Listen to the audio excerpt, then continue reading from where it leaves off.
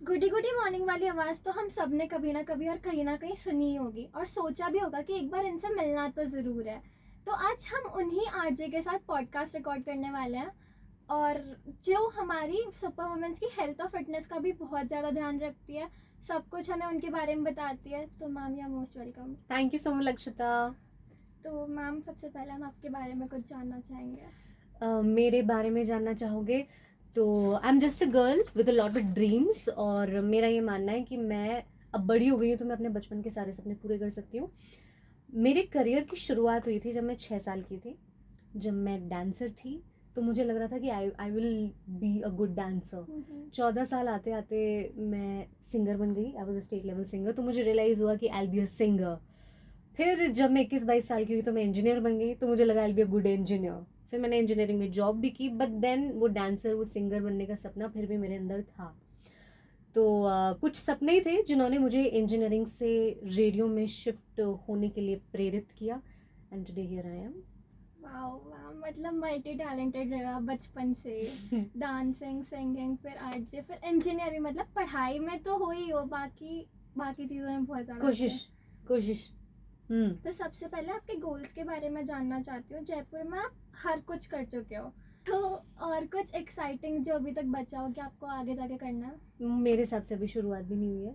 अभी बहुत सारी चीज़ें हैं जो करनी है। जो मैंने अपना एक विजन बोर्ड बनाया हुआ है जिसमें मेरे लिए विजन है कि मैं अपने आप को कहाँ देखती हूँ, वहाँ मैं अभी शुरुआत भी नहीं की है मैंने। तो there is a lot to explore, and not just Jaipur.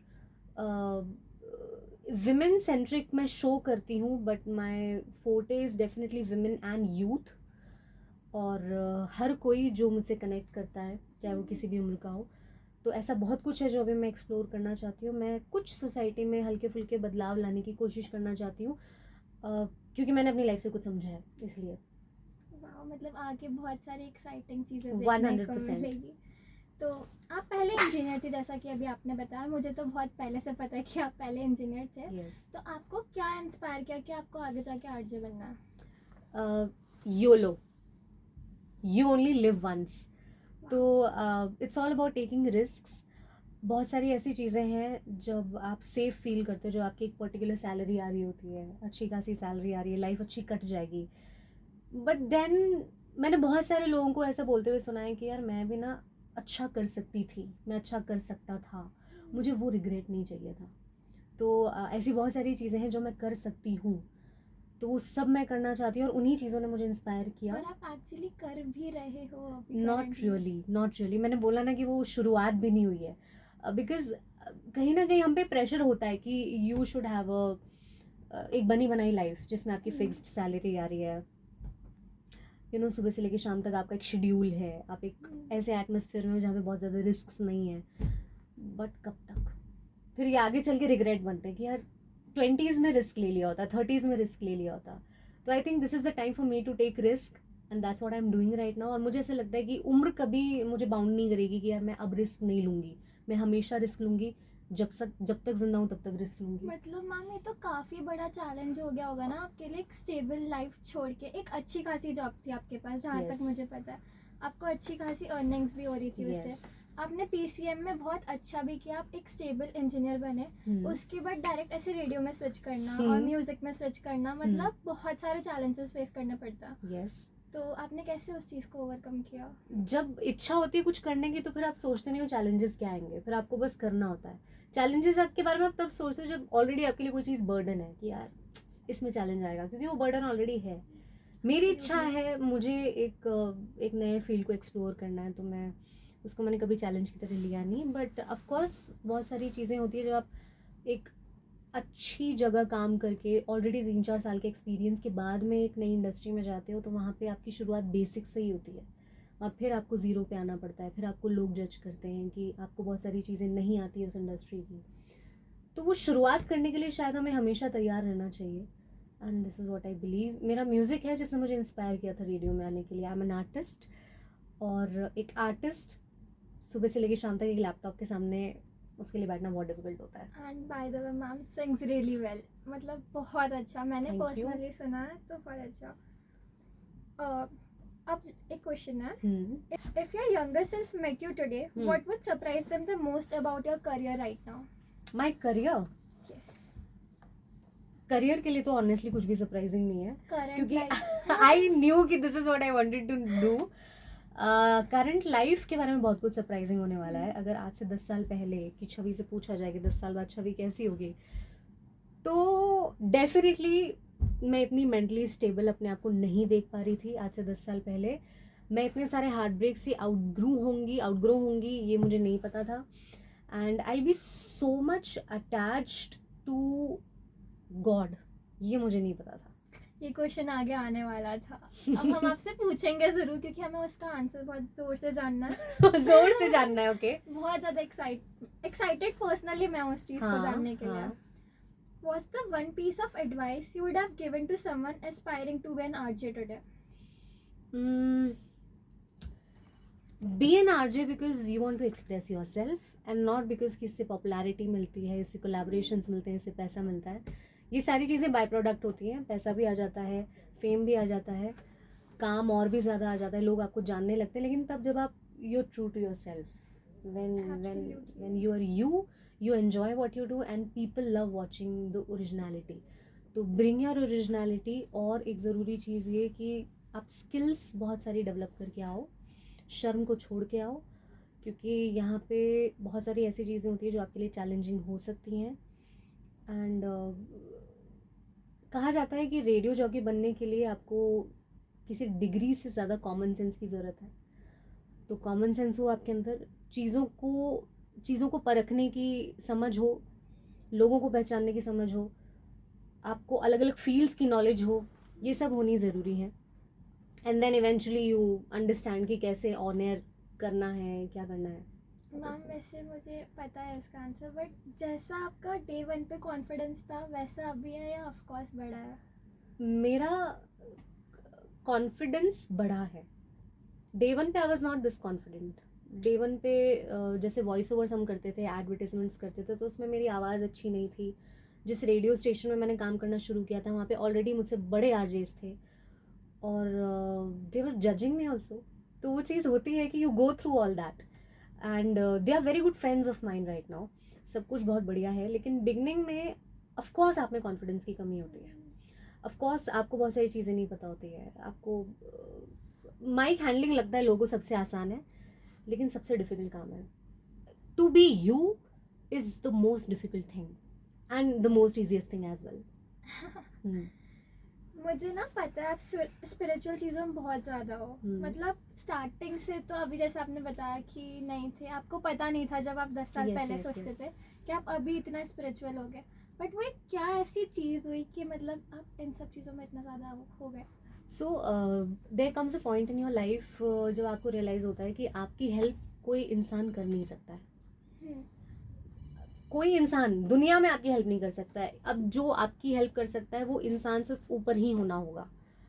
पहली चीज़ तो ये। दूसरा ये कि रेगुलर रिपीटेड कुछ इंसिडेंट्स ऐसे हो रहे थे मेरी लाइफ में कि I was not able to handle my self.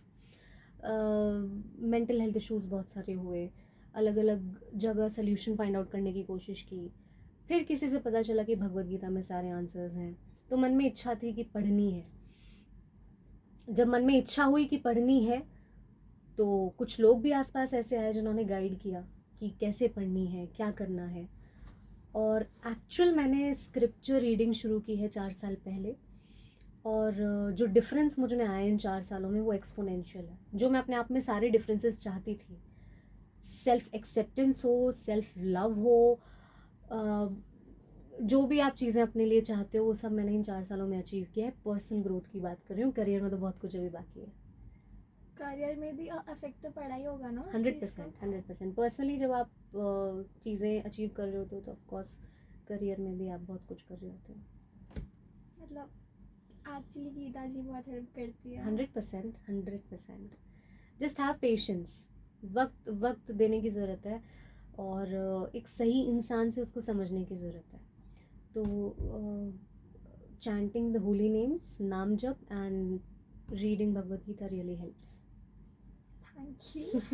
मैं पर्सनली ट्राई करूँगी।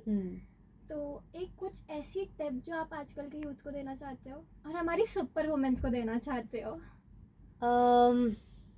यूथ के लिए एक बहुत ज़रूरी बात ये है कि हाँ, कि आप लोग बाहर बहुत ज़्यादा हो, कि बाहर अब सोशल मीडिया की लाइफ बहुत ज़्यादा है आप लोगों की, है ना? एक दिखावे वाली लाइफ मुझे ज़्यादा दिखती है अभी।